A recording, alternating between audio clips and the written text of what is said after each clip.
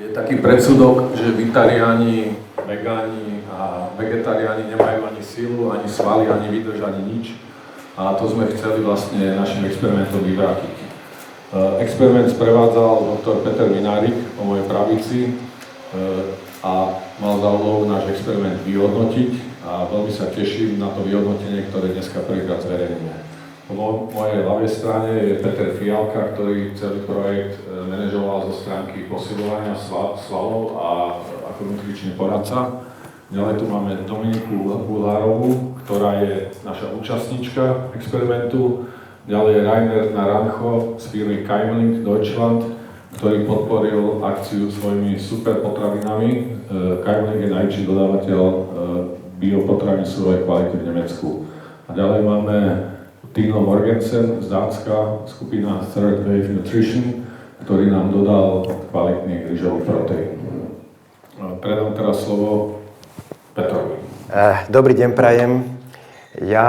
Mojou úlohou je nejak podporiť tú myšlienku zvýšenia podielu rastlinnej výživy a pohybovej aktivity v každodennom životnom štýle ľudí, čo je určite pre väčšinu ľudí veľkou výzvou, pretože to mnohí nedodržiavajú, pričom môžu. Strava ovplyvňuje chorobnosť a teda aj zdravie ľudí, to už asi o tom nepochybuje nikto a ovplyvňuje dvoma spôsobmi. Jednak cez samotný spektrum živín, cez ten nutričný mix, ale jednak cez to, a to sa pokladá za ešte dôležitejší vplyv stravy na tie závažné ochorenia, a to cez obezitu a cez telesnú hmotnosť a telesné zloženie. To znamená cez živiny a cez to, či podporuje obezitu alebo podporuje zdravú telesnú hmotnosť. Ako príklad uvediem iba toľko, že mnohé onkologické ochorenia sú úplne zbytočné, asi ich ľudia vlastne privodili zlým životným štýlom. V Spojených štátoch toto percento mám celkom ako čerstvé, v roku 2011 sa pokladá 45% všetkých kolorektálnych karcinómov odstrániteľných a zbytočných, keby ľudia zdravo žili, keby mali pohyb, zdravú telesnú hmotnosť a optimalizovali príjem svojich živín, tak ten kolorektálny karcinóm, to je rakovina hrubého čreva a konečníka, nemuseli vôbec mať. To je takmer každý druhý. No, ešte by som chcel povedať, a už potom prídeme k tej prezentácii, že neexistuje iba jeden model zdravej výživy, tých modelov je viac a toto dneska takmer všetci, čo prednášajú aj na medzinárodných fórach, hovoria, že existuje viac modelov zdravej výživy.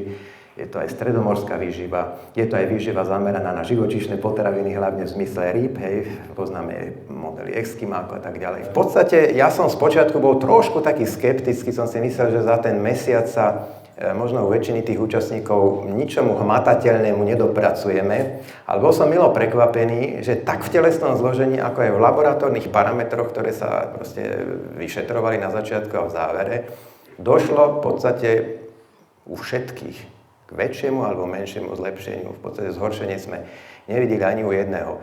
Ľudia tam boli takí, ktorí cvičili už aj predtým a cvičili len teraz, že len mierne zvýšili svoju intenzitu a frekvenciu toho cvičenia. U tých sa to prejavilo menej, ale u ľudí, ktorí žili sedavo, zaradení do tejto štúdie, a nakoniec teda bolo to pre nich veľká zmena, u nich sa to teda prejavilo už po tom mesiaci.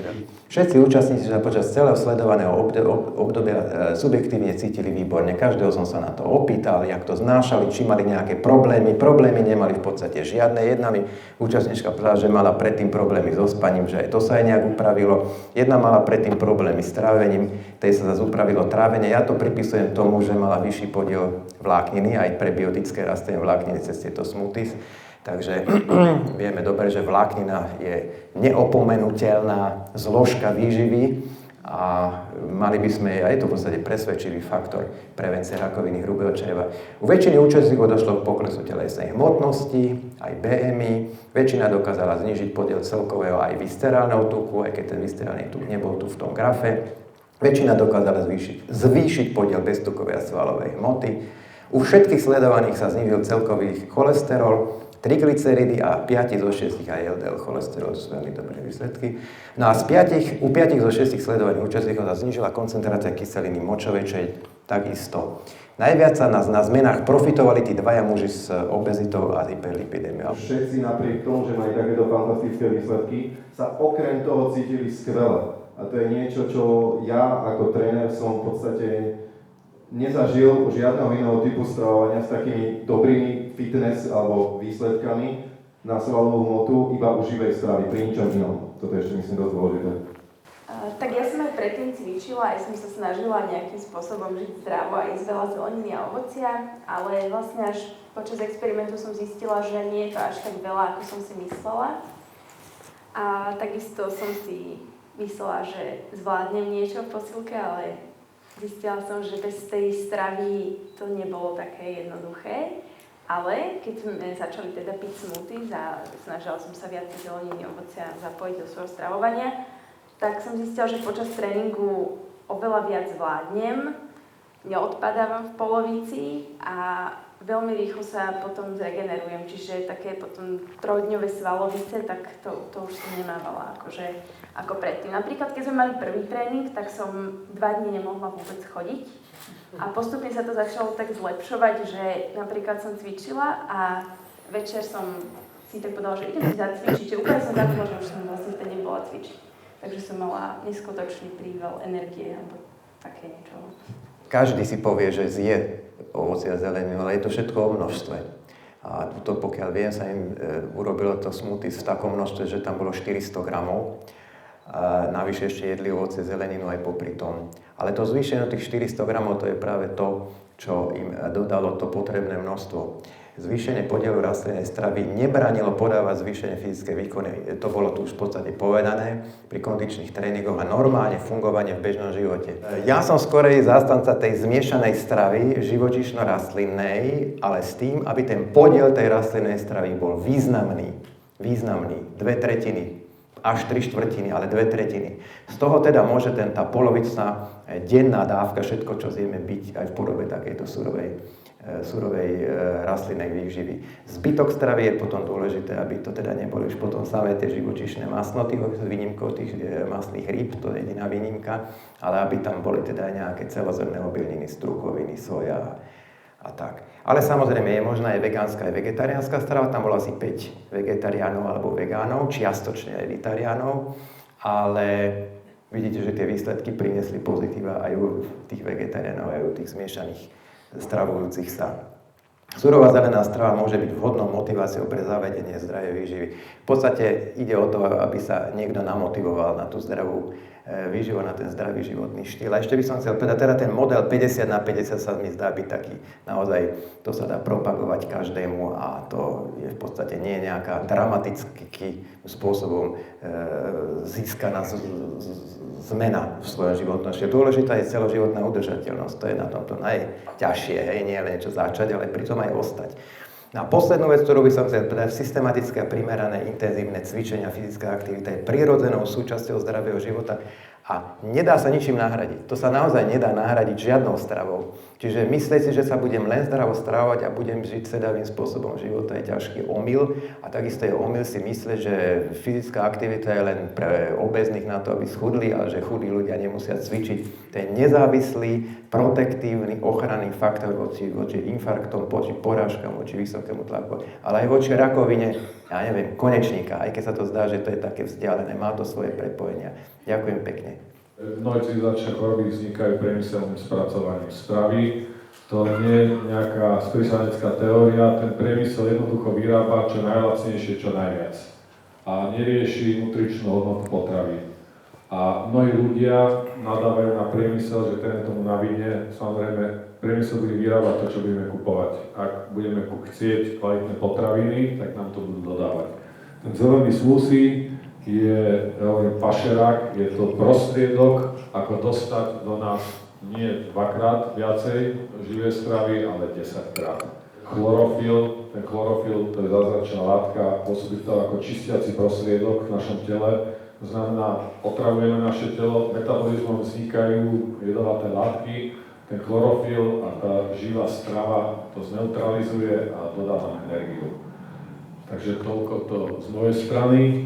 Ešte jedna vec napadla, taký moment, že na tých smoothies je to pekné, že tam sú celé potraviny, na rozdiel od šťav, kde sa vlastne odšťaví zelenina alebo ovocie a tá vláknitá časť už ten konzument urobí, čo pokladá za vhodné, ale je dobré, keď tam zostane tá vláknina, lebo to je jedno z toho najcennejšieho, čo vlastne v tej zelenine a v tom ovoci je. A my sme teda nakoniec boli tak potešený z toho, nie, že by som ja už tam aj predtým videl, že existuje smoothies, ale nikdy som sa až tak do toho celkom ako nezaoberal, lebo ja zase nie som alternatívny v tej normálnej väčšine, ale s tým zdravým prístupom k jedeniu. Ale toto celkom oko uznávam. Samozrejme, pokým sa s tým nepreháňa, pokým je to súčasťou plnohodnotnej výživy, či pri detí, či pri dospelých, či pre seniorov. A preto teraz sme vydali knižku Rakovina a výživa, mýty a fakty 2 a sme tam dali teda Andrejové recepty, aj si tam vyobrazený, neviem, či si vedela.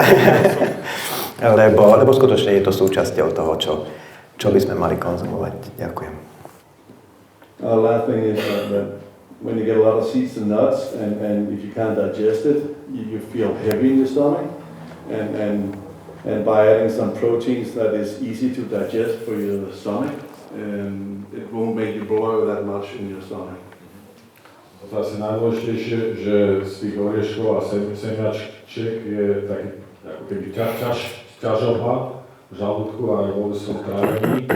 A keď teda si doplníme do stravy ľahko stráviteľné bielkoviny, ako je napríklad tento rýžový proteín alebo konopný a hrachový, tak ho máme v takej podobe, že telo sa s tým netrápi. Ešte by som k tomu doplnil, že mnohí vegetariáni, vegáni sú strašne nažavení na sladkosti. Prečo? Pretože tá strava je ľahko stráviteľná, to znamená, že taký ľahký pocit hladu je tam stále a keď ste večer už unavení, tak tie čokoládky a ešte také vegetariánske sladkosti proste sú po ruke.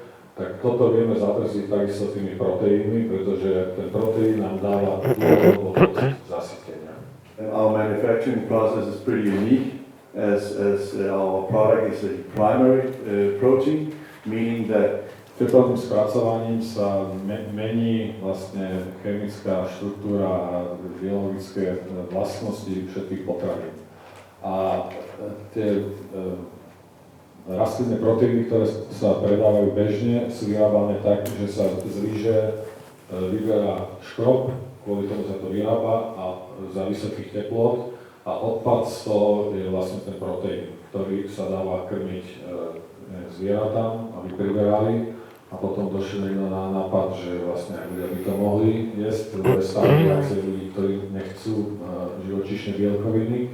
A oni si spravili tú námahu, že zobrali 25 proteínových drinkov, ktoré sú na trhu a dali ich nemeckému skúšobnému ústavu. I'm talking about the test we made with 25 products of plant-based proteins. Takže dali to do nemeckého skúšobného ústavu a z tých 25 skúšaných všetkých 25 mali ako príliš veľké tie namerané hodnoty ťažkých kovov. Kontrolujú nielen ako ten produkt, ale kontrolujú aj, že z čoho sa skladá. A keď píšu, že je to organická kvalita, tak kontrolujú, či naozaj faktúra je od firmy, ktorá tú organickú kvalitu má. Lebo čo robia mnohí, ako vyrobia fantastický produkt, potom nahradia tie drahšie súčasti nejakými lacnejšími.